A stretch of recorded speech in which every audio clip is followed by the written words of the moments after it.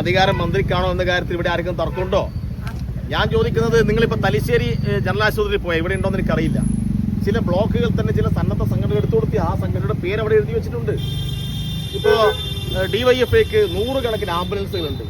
എന്താ പിന്നെ ഈ മന്ത്രി ഇതുപോലെയാണെങ്കിൽ നാളെ പറയൂലേ DYFIയുടെ ആംബുലൻസിൽ രോഗിയെ അങ്ങോട്ട് എത്തിക്കാൻ പാടില്ല എന്ന് പറഞ്ഞാൽ എന്തായിരിക്കും അവസ്ഥ? ഭക്ഷണം മാത്രമാണോ ഇവിടെ കൊടുക്കുന്നത്? ഓരോ ദിവസവും നിരവധി ആശുപത്രികളിൽ 1000-ൽ കൂടുതൽ രക്തം ദാനം ചെയ്യുന്ന സംഘടനയാണ് DYFI.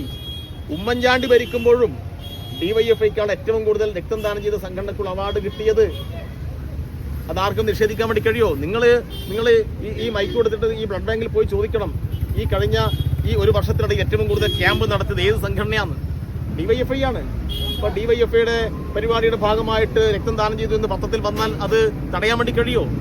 അപ്പോൾ സംഘടനയുടെ ഐഡന്റിറ്റിയെ മുരളീധരൻ എന്തിനാണ് ഭയപ്പെടുന്നത്? അതാ ഞങ്ങൾക്ക് ചോദിക്കാനുള്ളത്.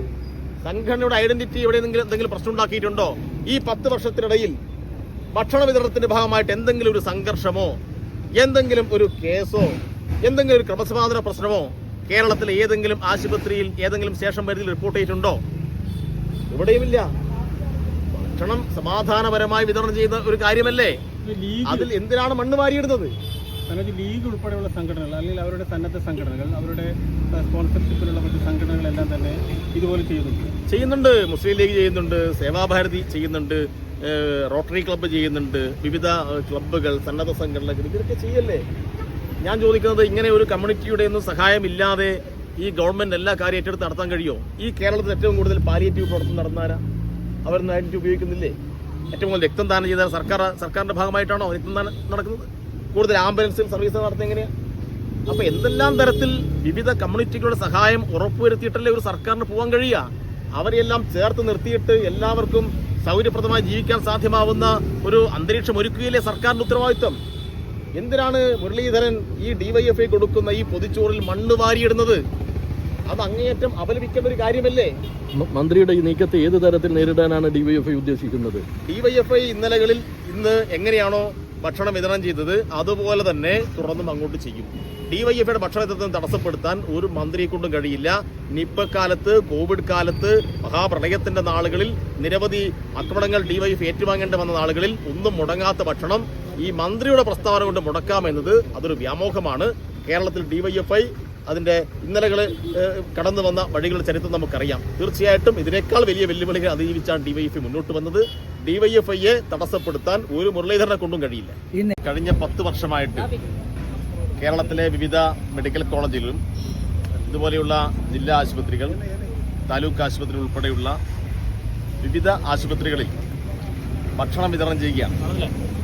നിങ്ങൾക്കെല്ലാം അറിയുന്നത് പോലെ ഈ ഭക്ഷണ വിതരണത്തിൽ ഒരു തലത്തിലുള്ള രാഷ്ട്രീയം കലർത്തലും ഇന്നുവരെ DYFI നടത്തിയിട്ടില്ല. നിങ്ങളിപ്പോൾ കണ്ടല്ലോ, ഭക്ഷണപ്പൊതി കൊണ്ടുവരുന്നു, ഇവിടെ അഡ്മിറ്റായിട്ടുള്ള രോഗികൾ, അവരുടെ കൂട്ടിരിപ്പുകാർ അവരെല്ലാം വന്ന് ഭക്ഷണം വാങ്ങുകയാണ്. വരുന്നവരോട് നിങ്ങൾ ഏതെങ്കിലും പാർട്ടിയിൽപ്പെട്ടവരാണോ എന്ന് ഞങ്ങൾ ചോദിച്ചിട്ടില്ല. ഞങ്ങൾ ഈ ഭക്ഷണപ്പൊതി ശേഖരിക്കാൻ പോകുന്നത് ഏതെങ്കിലും പ്രത്യേക രാഷ്ട്രീയ പാർട്ടിയിൽപ്പെട്ട ആളുടെ വീട്ടിലുമല്ല. നമ്മുടെ നാട്ടിലെ എല്ലാ വീട്ടിലും കക്ഷിരാഷ്ട്രീയത്തിന് അതീതമായി എല്ലായിടത്തും DYFI സഖാക്കൾ പോകുന്നു. അവരെല്ലാം സന്തോഷത്തോടുകൂടി ഭക്ഷണം പൊതിഞ്ഞു കൊടുക്കുകയാണ്. അപ്പോൾ DYFIയെ ഭക്ഷണം പൊതിഞ്ഞു കൊടുത്ത് ഏൽപ്പിച്ചാൽ അർഹരായവരുടെ കൈകളിൽ എത്തും എന്നുറപ്പ് ഈ നാടിനുണ്ട്. അതുകൊണ്ടാണ് കഴിഞ്ഞ 10 വർഷക്കാലം ഒരു ദിവസം പോലും മുടങ്ങാതെ ഞങ്ങൾക്ക് ഈ പദ്ധതി പൂർത്തീകരിക്കാൻ വേണ്ടി കഴിഞ്ഞത്. നിരവധി പ്രതിസന്ധികൾ ഉണ്ടായിരുന്നു. നിങ്ങൾക്കറിയാം, കോവിഡ് കാലഘട്ടം, ആളുകൾ പുറത്തിറങ്ങാൻ മടിച്ച ഒരു കാലഘട്ടമായിരുന്നു. അന്നും കേരളത്തിലെ ഒരു ആശുപത്രിയിലും അഡ്മിറ്റായ ഒരാൾക്കും ഭക്ഷണം മുടക്കാൻ DYFI തയ്യാറായിട്ടില്ല. നിപ്പയുടെ അതിഭീകരമായ ഒരു കാലഘട്ടം ഉണ്ടായിരുന്നു. ആ ഭീതിതമായ ആ കാലത്തും ഭക്ഷണ പൊതി വിതരണം ചെയ്തു. പിന്നെ ഞങ്ങൾക്കുണ്ടായിട്ടുള്ള പ്രതിസന്ധി, ഇപ്പോൾ തൃശ്ശൂരിൽ ഞങ്ങളൊരു സഖാവ് കൊലയ്യപ്പെട്ടു.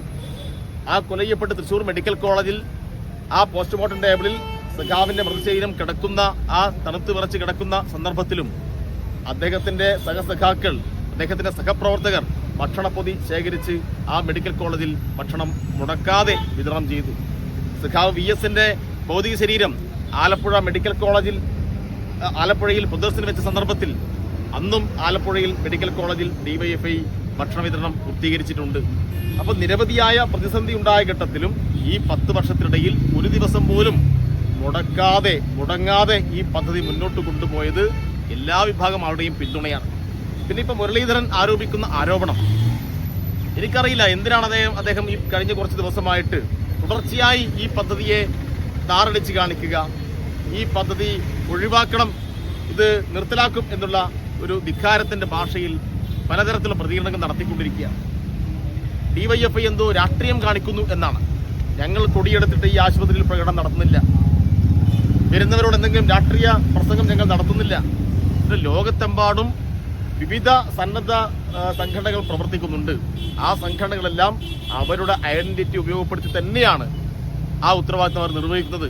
അത് അവരുടെ അവകാശമാണ്. പിന്നെ എന്താ സംഘടനയുടെ പേര് ഉപയോഗിക്കുന്നു, കൊടി ഉപയോഗിക്കുന്നു, രാഷ്ട്രീയത്തിന് വേണ്ടി ഉപയോഗിക്കുന്നു എന്നൊക്കെ പറയാണ്. മുരളീധരനോട് ഒരു കാര്യം ചോദിക്കാനുള്ളത്, നിങ്ങളുടെ സർക്കാരിന്റെ പല പദ്ധതികളുണ്ടല്ലോ, എന്തിനാ പ്രിയദർശിനി എന്ന പേര് വെച്ചത്? എന്തിനാ ഇന്ദിരാഗാന്ധിയുടെ ഫോട്ടോ അതിനകത്ത് ഉപയോഗപ്പെടുത്തിയത്?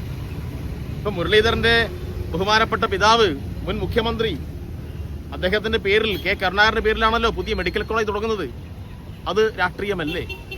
ഇവിടെ ഡിവൈഎഫ്ഐക്കാർ നാട്ടിൽ നിന്ന് പൊതിച്ചോറ് ശേഖരിച്ച് കൊണ്ടുവരുമ്പോൾ ആ വാഹനത്തിൽ ഒരു കൊടി കെട്ടുന്നതാണോ ഇവിടെ രാഷ്ട്രീയം? അപ്പൊ ഇതെല്ലാം അങ്ങേയറ്റം ഹീനമായ, ഒരിക്കലും അംഗീകരിക്കാൻ കഴിയാത്ത ചില പ്രസ്താവനകളാണ്. ഇതിനോട് കേരളീയ സമൂഹം കക്ഷി രാഷ്ട്രീയത്തിന് അതീതമായി പ്രതികരിക്കണം എന്നാണ് ഞങ്ങൾക്ക് ആവശ്യപ്പെടാനുള്ളത്. അതുകൊണ്ട് യാതൊരു വിധത്തിലുള്ള രാഷ്ട്രീയ ഇടപെടലും ഇന്ന് വരെ നടത്തിയിട്ടില്ല. ഞങ്ങൾ ഇന്നലെ വരെ നടത്തിയതുപോലെ, ഇന്ന് നടത്തിയതുപോലെ നാളെയും കേരളത്തിൽ എവിടെയെല്ലാമാണ് ഡിവൈഎഫ്ഐ ഭക്ഷണം വിതരണം ചെയ്യുന്നത് അവിടെയെല്ലാം ഭക്ഷണം വിതരണം ചെയ്യും. കൊടി ഉപയോഗിക്കും. ഒരു മുരളീധരനും ഒരു മന്ത്രിക്കും അത് തടയാൻ വേണ്ടി കഴിയില്ല. ഞങ്ങൾ അതിനോട് കൂടെ ചേർത്ത് പറയാം, ഞങ്ങൾ ഈ ഭക്ഷണത്തിൽ ഒരു രാഷ്ട്രീയവും കലർത്തിയിട്ടില്ല. ഭക്ഷണത്തിൽ രാഷ്ട്രീയം കലർത്തിയത്, ഈ വിശപ്പിൽ രാഷ്ട്രീയം കലർത്തിയത് മന്ത്രി മുരളീധരനാണ്. UDFന്റെ ഭാഗമായി വിജയിച്ചിട്ടുള്ള MLA G സുധാകരനാണ്. കോൺഗ്രസിന്റെ ഒരുപറ്റം സൈബർ കൂട്ടങ്ങളാണ്. ഞങ്ങളല്ല ഇതിനകത്ത് രാഷ്ട്രീയം കലർത്തിയത് എന്നാണ് അദ്ദേഹത്തോട് ഉറപ്പെടുത്താറുള്ളത്. മന്ത്രി പറഞ്ഞത് ആശുപത്രി ഞങ്ങളെ കൊണ്ട് കഴിയാത്തത് വേറെ ആരും ചെയ്യണ്ട എന്നാണ് ഇവരുടെ എല്ലാം കാഴ്ചപ്പാട്. കാരണം വയനാട് ദുരന്തമുണ്ടായി, ഞങ്ങൾ അവിടെ ഓടിയെത്തി ഒരുപാട് സന്നദ്ധ പ്രവർത്തനം നടത്തി. ഞങ്ങൾ പറഞ്ഞു ഞങ്ങൾ 25 വീടുകൾ നിർമ്മിച്ചു കൊടുക്കും. 25 പറഞ്ഞിട്ട് 100 വീട് നിർമ്മിക്കാൻ ആവശ്യമായ പണം അവിടെ സർക്കാരിൽ കൈമാറിയിട്ടാണ് ഡിവൈഎഫ്ഐ ആ പ്രവർത്തനം അവസാനിപ്പിച്ചത്. എന്നാൽ 30 വീട് നിർമ്മിക്കുമെന്ന് പറഞ്ഞ് കോടികൾ പിരിച്ചിട്ട് ഒരു വീട് പോലും നിർമ്മിക്കാത്ത യൂത്ത് കോൺഗ്രസ് അല്ലേ? യൂത്ത് കോൺഗ്രസ് എന്തെല്ലാം കാര്യത്തിൽ അഭിപ്രായം പറയും? ലഹരിക്കെതിരായി ഞങ്ങൾ ഇറങ്ങും എന്ന് പറയും. എവിടെയെങ്കിലും ഇറങ്ങിയതായിട്ട് കണ്ടിട്ടുണ്ടോ? ഇത്തരം ഏതെങ്കിലും സന്നദ്ധ പ്രവർത്തനം നമ്മൾ കണ്ടിട്ടുണ്ടോ? രക്തം ദാനം ചെയ്യുന്ന പരിപാടി ഏതെങ്കിലും ഫോട്ടോഷൂട്ടൊക്കെ കാണും, പക്ഷേ എണ്ണത്തിന്റെ കാര്യം പരിശോധിച്ചാൽ അവിടെയുണ്ടോ? നിങ്ങൾ പരിശോധിക്കണം. അപ്പൊ യൂത്ത് കോൺഗ്രസിനെ കൊണ്ട് ഇതൊന്നും കഴിയില്ല. കേരളത്തിൽ ഒരു ദിവസം 40,000-ൽ കൂടുതൽ പൊതിച്ചോറ് ശേഖരിക്കാൻ യൂത്ത് കോൺഗ്രസിനെ കൊണ്ട് കഴിയുമോ? അപ്പൊ തങ്ങളെ കൊണ്ട് കഴിയാത്ത കാര്യം ആരും ചെയ്യണ്ട എന്നാണ് അവർ ധരിക്കുന്നത്. അപ്പൊ ഇതിനൊരു അംഗീകാരമുണ്ട്. കാരണം ലോക മാധ്യമങ്ങൾ ഇത് റിപ്പോർട്ട് ചെയ്യുന്നു. ചില ആളുകൾക്ക് ഇത് സംശയമാണ്. സത്യം പറഞ്ഞാൽ ദ ഗാർഡിയനിൽ റിപ്പോർട്ട് വന്നു.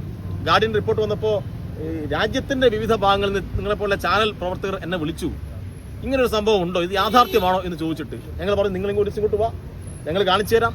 അങ്ങനെ തിരുവനന്തപുരം മെഡിക്കൽ കോളേജിലും എറണാകുളത്തൊക്കെ വന്നിട്ട് ഡൽഹിയിൽ നിന്ന് വിവിധ ഇടങ്ങളിൽ നിന്ന് ആളുകൾ വന്ന് ഇത് റിപ്പോർട്ട് ചെയ്ത് പോയില്ലേ? ലോകത്തിന്റെ ശ്രദ്ധ ആകർഷിക്കുന്ന വിധത്തിലൊരു പ്രവർത്തനമായിട്ട് ഇത് മാറിയില്ലേ? അപ്പൊ ഇതിനോടുള്ള അസൂയാണ്, കുശുമ്പാണ്. തങ്ങളെ കൊണ്ട് ചെയ്യാൻ കഴിയാത്തത് മറ്റുള്ളവർ ചെയ്യണ്ട, അങ്ങനെ ഒരു അംഗീകാരം ഡിവൈഎഫ്ഐ കിട്ടണ്ട എന്നാണ്. ഇത് ഡിവൈഎഫ്ഐക്ക് കിട്ടണ്ട എന്ന് പറയുമ്പോൾ ഡിവൈഎഫ്ഐക്ക് മാത്രമല്ല പരിക്കേൽക്കുന്നത്. ഇതുപോലെ ഭക്ഷണത്തിന് വേണ്ടി കാത്തു നിൽക്കുന്ന 40,000-ൽ കൂടുതൽ ആളുകൾ ഓരോ ദിവസവും ഉണ്ട്. അവർക്കാണ് ഇത് ബുദ്ധിമുട്ടുണ്ടാക്കുക. അതുകൊണ്ട് ഗവൺമെന്റ് ഉപദേശിക്കുന്ന ആളുകളെല്ലാം ചിന്തിക്കേണ്ട ഒരു കാര്യമാണ്.